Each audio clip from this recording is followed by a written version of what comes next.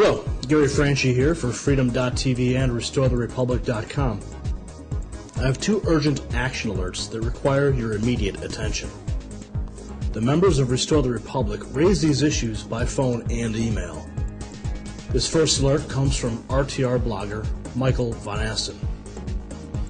A rather scary piece of legislation has been introduced in the House of Representatives entitled the National Emergency Centers Establishment Act, numbered House Resolution 645. Many people in the freedom movement have whispered, shouted, talked, and warned others about the unaccounted for FEMA facilities being built around the country for several years now. Well, it seems like Congress is currently facing the issue of opening these facilities and to begin using them for their intended purposes. The bill will serve as the authorization to open and declare what these facilities can be used for and what they are preparing to do. The bill begins with the establishment of national emergency centers, which will mandate that Homeland Security use no fewer than 6 existing military facilities in each of the existing FEMA regions to provide aid to individuals and families in the event of a declared emergency or natural disaster. These facilities will also be to train law enforcement entities as well as clergy and other entities that will prepare the average citizen for a major event. These facilities will be required to be equipped for long-term stays by citizens. Requirements for these camps are that they must be located in close proximity to a transportation corridor. They must be located in a state with a high level or threat of disaster-related activities.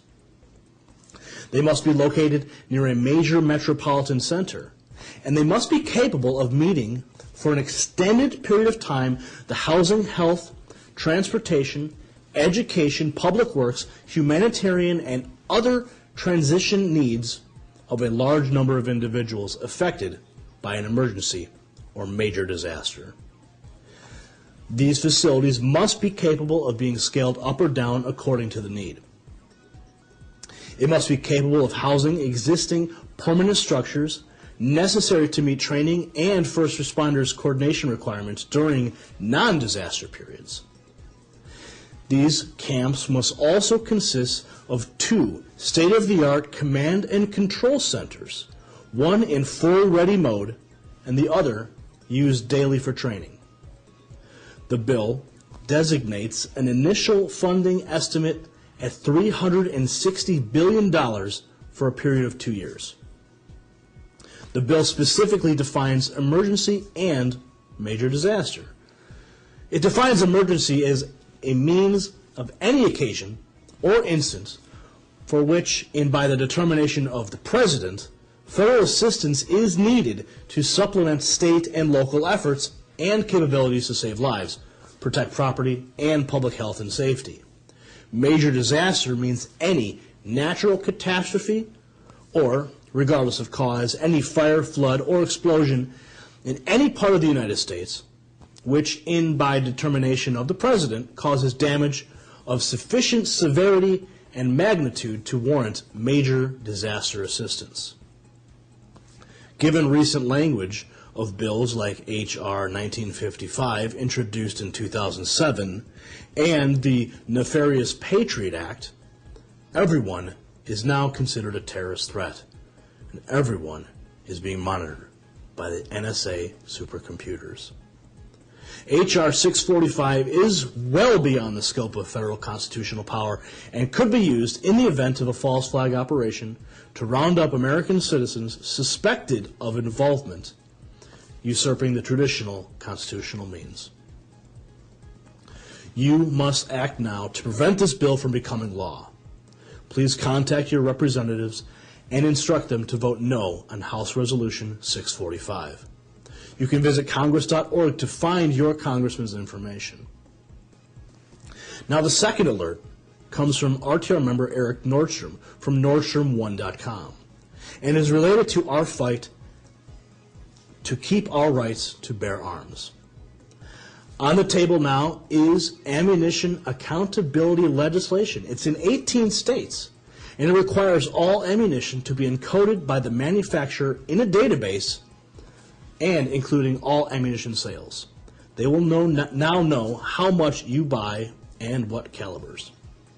Remember how Obama said he wasn't going to take your guns? Well, it seems that his allies in the anti-gun world have no problem with taking your ammunition.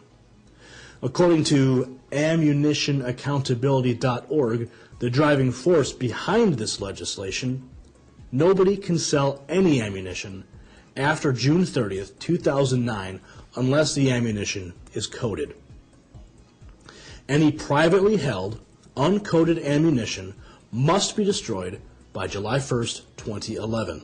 This includes hand-loaded ammunition. They will also charge a 5-cent tax on every round, so a box of ammo you buy will now be at least $2.50 more. Now, if they can deprive you of ammo, they don't need to take your guns. As all eyes are diverted on talk radio topics, bailouts, television entertainment, and corporate news propaganda, state-level legislators are placing the Second Amendment into the grave. This legislation is currently in committee in 18 states: Alabama, Arizona, California, Connecticut, Hawaii, Illinois, Indiana, Kentucky, Maryland, Mississippi, Missouri, New Jersey, New York, Pennsylvania, Rhode Island, South Carolina, Tennessee, and Washington State. To find out more about this anti-gun group that is sponsoring the legislation, go to their website at ammunitionaccountability.org/legislation.html. Thomas Jefferson said, "The strongest reason for the people to retain the right to keep and bear arms is, as a last resort, to protect themselves against tyranny in government." Remember, being an American doesn't mean simply voting in every election. It means making sure our rights and liberties that make us Americans do not fade to black at the stroke of a legislator's pen and the lobbyist's checkbook. If we do not act upon our rights, they will be lost as we remain distracted by the bread and circuses of today. Contact your state representatives and legislators. Contact your congressman. Tell them you're watching them and their votes.